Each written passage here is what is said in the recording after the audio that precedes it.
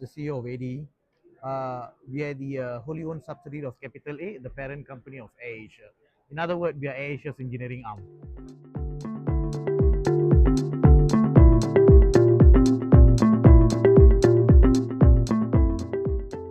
It's an honor to us. It's a strong testament for the national, for the French national flight carrier to send their planes to us in Malaysia. In fact, they don't fly to Malaysia, so they're going to send the planes just for maintenance check. I can't disclose the term, how long it is, but generally we have signed up for their A330s, the wide body based maintenance check. And in nutshell, it will be one aircraft every quarter, and you can make up the numbers based on the fleet size and all that, but it gives a strong a positive news where if Air France, they're not small boys, right? They're big boys, one of the largest airlines in the Europe, and they have the trust with us, they believe in us, they have the faith in us, and so it is good. We take that as a strong compliment from our side, and we are opening the doors globally to more than Asia.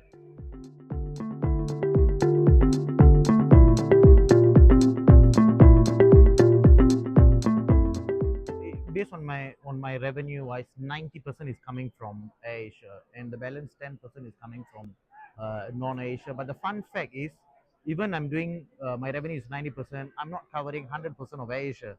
I'm only doing 70% for Asia. So the remaining 30% of Asia's volume are still outsourced to various MRO players. So on that, that's the low-hanging fruit, right? Which I should absorb. So on that note, we have secured another additional 5 acres land, and we will be, hopefully we'll start the construction by end of this year for an additional 4 lines of hangar. Currently we have 16 lines, or you can put it in a way that 2 wide body and 10 narrow body. That's what we have.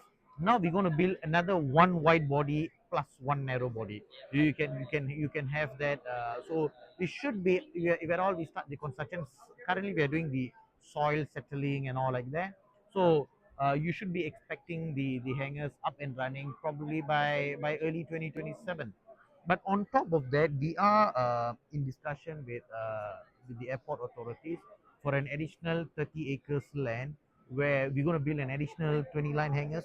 It should be in the 3 to 5 years period of time, because if you see AirAsia alone, they have about 250 planes, and they've started to expand and grow as well. They have an order book about 400 planes, and they started to you can see it's pretty public. They've started to take deliveries, and they made orders on the XLRs and all that. So on the other side, I got to catch up the 30% which I'm not doing, and on top of it, I got to catch up at the speed of their deliveries as well. So on top of that, if at all I want to do for non-Asia, then I really going to have my expansion pretty ramped up.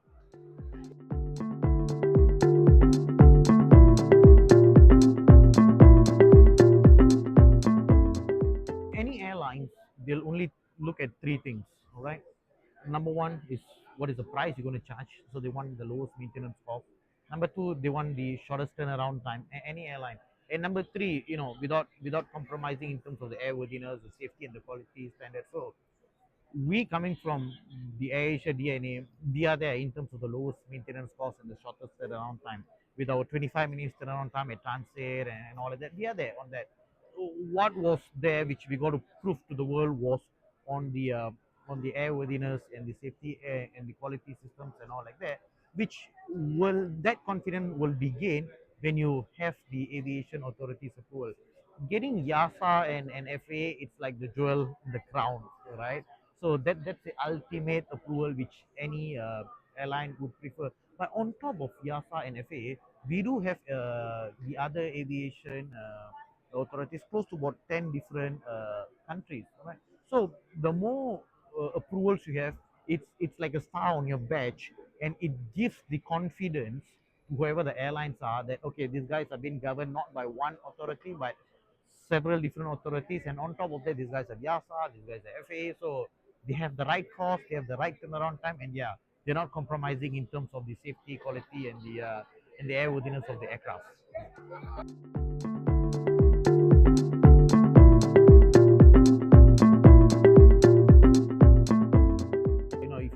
look at any industrial revolution, it starts from the west and it moves to the east, right? So on that note, it same goes to the MRO industry as well. So you can see uh, uh, more and more requests coming to this part of the world, and geographically you get very good MRO. You need the main keys. Anyone can build the hangars, anyone can build workshop. What you need is the human capital, the skilled players, and this part of the world you really have good people with good skills, and that's the advantage we have, and it's like the whole ecosystem, right?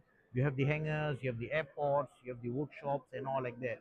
And if you look back a bit of a history, if you look at the growth of the fleet size in ASEAN or Asia Pacific region versus the MRO growth, it's not proportional. The fleet is much faster compared to the MRO growth. Now we are pretty we are catching up, and on top of that, you can see the airlines from the other continent.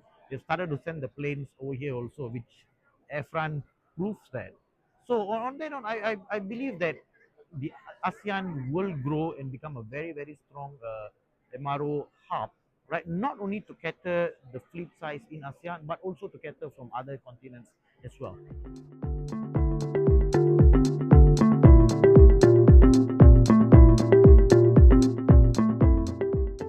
When we started ADE, it was during the worst period of aviation industry. We started when everyone was going down.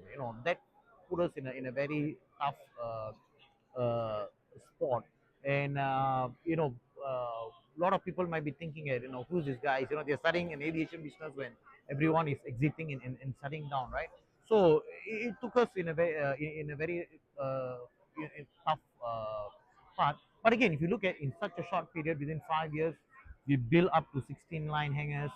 We got EASA, FAA, all the approvals. We're building on the workshop, and on top of it, we're going to get we are going to start our own training school, our own 147 training school, and we have worked out a partnership with GMF on their landing gear shop. So and we completed almost 250 aircraft C check. So it wasn't a smooth one. It was quite tough part. But on top of it, I mean, I should say thanks to Asia, because since day one onwards, the relationship which we had with the day AD was formed, the relationship which we had with Asia was a very strict customer and I mean, sorry, a customer and a service provider kind of relationship. So they treat us exactly like how they treat any other MRO. So in other words, they challenge us in terms of cost, they challenge us in terms of our turnaround time. Even though I'm from Asia as well, all right, but we allowed that to happen so that we can improve ourselves and to be where we are today. Nothing comes easy, and there's no shortcut for hard work, right? But I got to give credit to the whole team. It is actually not a hard work of a single man or a couple of people. We have 1,800 people in Malaysia, so I would say each and everyone, they're pretty passionate. You can see everyone. Everyone is trying to work.